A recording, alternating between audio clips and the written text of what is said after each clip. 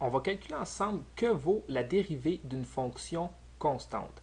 Alors ici, j'ai une fonction qui est constante. Alors, bon, disons que cette fonction-ci est la fonction constante 3. Alors, qu'est-ce que ça veut dire? Ça veut dire en fait que peu importe la valeur de x que je prends, l'image est toujours à la même hauteur, donc est toujours, dans ce cas-ci, à 3. Alors ici, en fait, ça veut dire que dans mon graphique, je croise l'axe des y à 3 et peu importe où je me situe sur l'axe des x, l'image sera toujours 3. Alors si je veux calculer la dérivée de cette fonction-ci, alors comment on calcule la dérivée? f' de x est égal à la limite quand h tend vers 0 de f de x plus h moins f de x sur h. Alors quand on veut déterminer une formule pour trouver la dérivée d'une certaine ou d'un certain type de fonction, c'est toujours très utile d'utiliser la définition de la dérivée pour pouvoir déduire une formule générale. Alors ici, on a la formule générale d'une dérivée. Alors maintenant, je vais regarder plus spécifiquement dans le cas où f de x est égal à 3. Alors, qu'est-ce qu'on obtient? On obtient que ceci est égal à la limite quand h tend vers 0. Alors là, on va regarder un petit peu f de x plus h et f de x. Alors, bon, par exemple, disons que je me situe ici. Alors que ça, c'est x. Et que je fais un bond de longueur h. Donc, ceci est la distance de mon bond. Donc ici, je suis à x plus h. Alors, f de x plus h, alors c'est la hauteur ou l'image de ma fonction à x plus h. Alors, la hauteur est bien entendu 3, parce que la hauteur ou l'image vaut toujours 3. Donc, f de x plus h vaut 3, moins f de x, bon, ben, f de x, on le sait, ça vaut 3, divisé par h. Alors, on obtient la limite quand h tend vers 0 de 0 divisé par h. Alors là, ici, il faut faire attention parce qu'on a une division. Donc, 0 divisé par quelque chose. Si le quelque chose n'est pas 0, bien entendu, 0 divisé par un nombre qui est différent de 0 donne 0.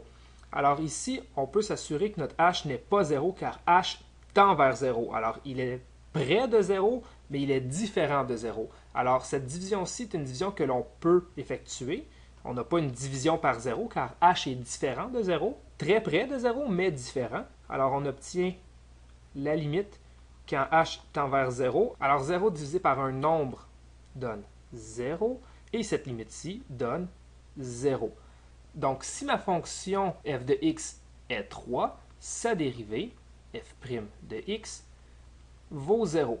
Et cette réponse-là a beaucoup de sens, parce que si on regarde plus attentivement, la dérivée d'une fonction, ça représente un taux de variation. Donc, c'est un taux de variation instantané. Et si on regarde la fonction ici, là, f de x est égal à 3, eh bien, on remarque qu'il n'y a aucune variation en y. L'image vaut toujours 3, donc il n'y a aucune variation, d'où le 0. En fait, si on regarde géométriquement, qu'est-ce qu'on a ici? Okay, je vais venir placer un point ici. On utilise la dérivée pour calculer la pente d'une droite tangente, ou en fait la pente de la droite tangente au graphe de la fonction en un point donné. Donc, supposons que je me place ici, que je veux déposer une droite tangente sur mon point bleu. Eh bien, bien entendu, ma droite tangente va être parallèle à la droite rouge. En fait, elle va être confondue avec la droite rouge. Dans le fond, elles sont identiques. Alors, si on regarde la pente de la droite bleue, ça doit être la même que la pente de la droite rouge. Et la pente d'une fonction constante est, bien entendu, 0. Alors, on voit que la réponse, que la dérivée de la fonction f de x est égal à 3, que la dérivée soit 0, c'est quelque chose de tout à fait plausible si on regarde de façon géométrique ou en termes de taux de variation. Étant donné ici qu'on a un taux de variation nul ou une pente nulle, eh bien c'est normal que l'on ait la dérivée qui soit égale à 0. Maintenant, on va regarder de façon un peu plus générale, parce que là, j'ai pris la fonction f de x est égal à 3, mais j'aurais pu prendre n'importe quelle valeur, ça n'aurait rien changé du tout. Par exemple, supposons que j'avais pris, je ne sais pas moi, la fonction f de x est égal à 7. Voilà.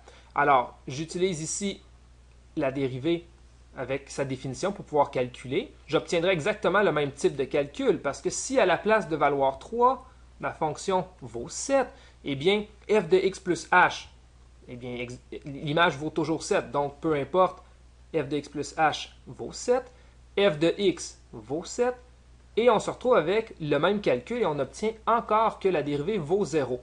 Alors de façon plus générale, la formule, supposons que l'on a une fonction qui est constante. Donc on va dire que la fonction f est égale à k où k est n'importe quel nombre réel. Donc une constante. Ça pourrait être moins 7, ça pourrait être 2 tiers, ça pourrait être e racine de 2, pi, peu importe, n'importe quel nombre réel va faire l'affaire. Alors, la dérivée de la fonction constante va être égale à la limite quand h tend vers 0 de f de x plus h moins f de x sur h.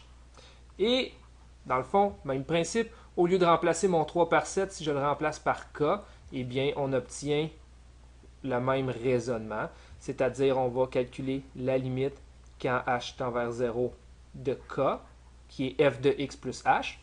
Regardez ici, on peut remplacer dans mon graphique. Donc à x plus h, l'image vaut k. À f de x, l'image vaut k aussi. On divise par h. Le numérateur vaut 0. Donc la limite quand h tend vers 0 de 0 divisé par h. Et comme h n'est pas 0, la réponse nous donne 0 parce qu'on calcule en fait la limite quand h tend vers 0 de 0, ce qui donne, bien entendu, 0. Alors, la dérivée d'une constante donne toujours 0. On pourrait résumer en fait la formule de dérivation de la façon suivante.